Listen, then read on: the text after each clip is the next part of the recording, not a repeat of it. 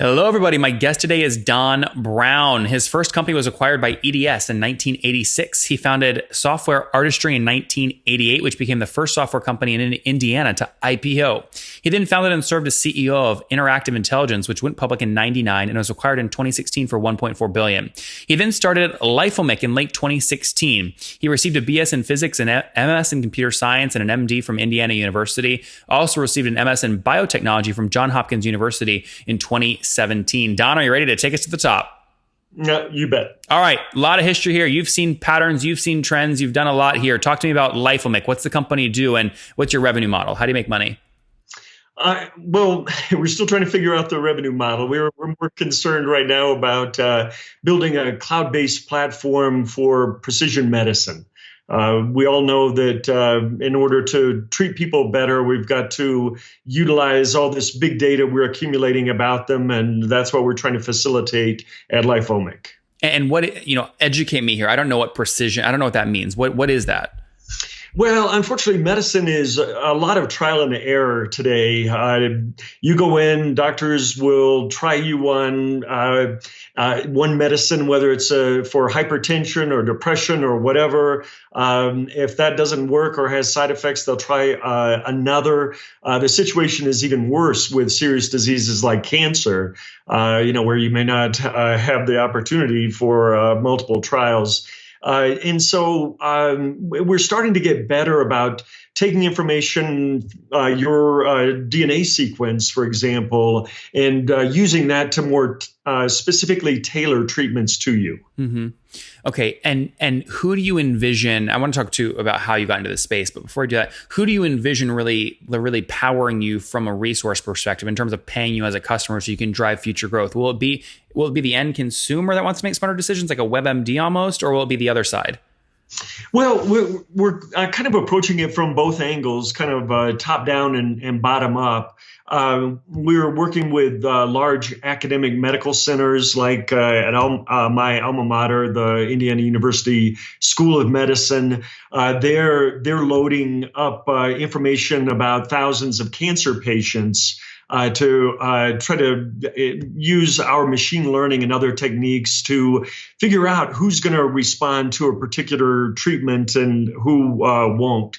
But along the way, we started to get interested in the patient side of things. So we've developed a mobile app that we're rolling out for free to end users to try to kind of guide them along toward precision health from an individual standpoint. Any platform that's using machine learning or AI is only going to be as strong as the unique inputs you feed it. So what of these inputs have you kind of monopolized? Maybe that's a bad word. We don't want to get in trouble here. But what of these assets have you acquired, and how are you making sure they really help your machine learn? Well, the great thing about healthcare is that there's no shortage of data. So what we do is try to combine information from classic electronic medical records. So what drugs you're on, what diseases you've been diagnosed with, those sorts of things. And then your whole genome sequence. Do I have to opt in for that, though, Don? How do you get that data? Well, it depends on kind of whether we're approaching from the top or the bottom. When we're working with a large academic institution like IU, they have this data from patients. I see. So they're sequencing cancers, for example, and the normal tissue from patients, and then feeding that data into our systems. If you come into us via a web app, then it's up to you to bring that data either from a service like 23andMe or to go out and have your genome sequenced and upload that information. Interesting. Is that really the main input you're using? It's your genome sequence? Really, it's a combination. Your genome sequence tells us about the potential. So for the most part, there are a few genes where if you've been dealt a bad hand, that's just the luck of the draw. But most genes really are affected by the environment. And so it's that combination of your whole genome sequence and your environmental exposure. No, it makes good sense. Pre-revenue today, still exploring pricing? Well, actually, we just signed our first deal with IU, with the School of Medicine. So we have a subscription model. We basically charge based upon the amount of data and the sort of computational load that it imposes. Measured by what? I'm sorry? What's the actual metric you're measuring? Computational load based off what metric? Well, basically, it maps onto the underlying AWS model. Oh, I see. The computational cycles as well as storage. It's kind of a one level of abstraction higher, but it's largely the same thing of compute and storage. Yep. Okay, interesting. And so I noticed on your pricing page, you kind of have the opt-in, which means it's going to probably you when you're trying to figure out pricing kind of as you go along here. How do you that conversation with IU? Is it kind of a pilot thing? Do you go directly to a 1 year, 2 year, 5 year term? How do you structure these early deals? We structured a 2-year agreement with them that's renewable, but we've been working with them for about a year already. So it's kind of a special case. We already knew them; they knew us. But we're doing pilot sorts of programs with other academic institutions, cancer institutes as well. Mm-hmm. And as you move forward, maybe not with IU, but your ideal kind of target customer you're working with, I mean, are we talking really kind of $1 million ACVs or $100,000 ACVs? I mean, what scale do you have to be at for your thing to really add value, would you say? Well, certainly there are small projects that can be in that $100,000 sort of range, but on up into the multi-million-dollar sorts of contracts. As I said, we're starting off with these large academic medical institutions, but we really think this whole notion of precision medicine, precision health will filter down into corporate wellness programs. So we plan to offer kind of a freemium model where organizations can use our mobile app and our cloud platform for free for their employees or members. And then we have more specialized services that we can offer on top of what comes in the freemium version. Yep. And so was year one kind of officially last year, 2017? Yep. Okay, that's great. And what's the team size today? About 50. 50. Okay. Yeah. And have you kind of self-funded this, or did you decide to raise capital? No, I've funded it all out of pocket myself so far. Feels good to be able to do that, right? It does. It is nice. Well, someone else might say, Don, why are you risking your own capital? You've had success. It should be easy for you to go risk other people's capital. What would you respond? When it's your own capital at risk, you can do whatever the hell you want, and you don't have to answer to anybody. You don't have to be overly concerned about generating revenue.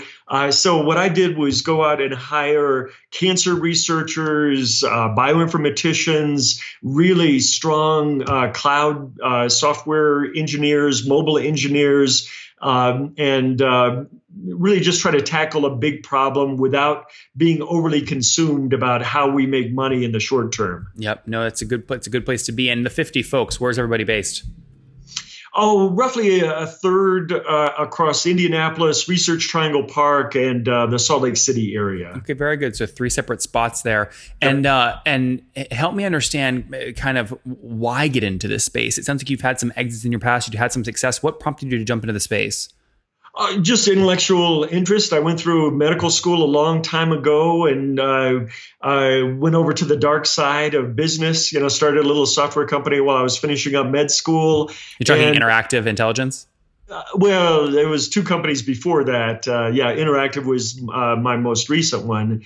I've just always had a love for the life sciences. I got involved, did a master's program at Johns Hopkins and kind of went back through biochemistry and cell biology, all the cool stuff. And, just an opportunity to get into a field super exciting because there's this convergence of cloud technologies, AI, and then all we've learned about how the body works and, sequencing the human genome, all those sorts of things that I think is going to usher in a revolution in healthcare. Mm-hmm. Now, interactive intelligence, I want to spend a little bit of time on this because I'm sure there's some lessons here. This was the kind of telecommunications, right, in cloud computing? Yep. Yes. Yeah. So, and you founded 1994? Yeah. Somewhere in there. That's right. So it's very rare you see a founder that goes from day one. I think you and David launched it back then, all the way, up to IPO, to the point where you were, I believe, taken private in 2016 by Genesis. How did you have to change and adapt and learn through that? What was the biggest challenge? Yeah, it was a real learning experience because I founded the company, and so we went from one employee in the beginning to about 2,300 at the end. So yeah, it's when you go through those stages, it's like being in multiple companies. Every year or two, it's really a new company. We expanded. We had operations around the globe. We made the transition from a client-server architecture to an AWS-based cloud solution about 4 or 5 years ago. So it was just a hell of a lot of fun, a lot of business and technical challenges. I did close to 80 quarterly earnings calls, which was a real experience. So, just different sorts of challenges all along the way. You went through 99. In fact, you took advantage of that as when you went public. And I think you raised, call it 29 million then and popped 141%. When you look back on that, what are your takeaways? Oh, well, start with what your revenue was when you went public. Oh my God. I think we went public. We released our product in 97 and did $1.5 million in revenue. In 98, we did $9 million. In 99, when we went public, we did $18 million in revenue. At least you had revenue, right? There's so many people with no revenue. So were you way overpriced, or was the market actually pretty fair and bearish for you in 99 when you went public? Oh no, it was crazy. We popped within a year. We had a $750 million market cap. I mean, what were you? That's something. Is like, are you married? I was at the time. Okay, when you're sitting there and you go home like dinner with your wife and you're going, honey, like look. Well, I guess you didn't have phone to point out like the stock charts, but you said, hey, honey, look at the printout today. Look at my Palm Pilot. Look at the spike today. I mean, what was going through your head? I didn't sell any stock. For one thing, it just felt unreal. And it just felt wrong on some level that I just didn't feel right about selling stock at that sort of valuation. So I just kind of rode along. The stock price went from a high of, I think, $54 a share back then to a low of under $2. Wow. Within 3 or 4 years. My wife was not very happy at that point. And you said you're not married now. Did you get divorced because of that? Well, yeah, somewhere along the way, that put a lot of pressure on the relationship. That's funny. Okay, now you also were very acquisitive during your time, I think doing maybe 10 acquisitions between 2007 and 2016, one in which you bought in 2009 Acrosoft and then sold it again in 2016. Does that kind of strategy still work today, in your opinion? Public companies, can they do a roll-up and still create value?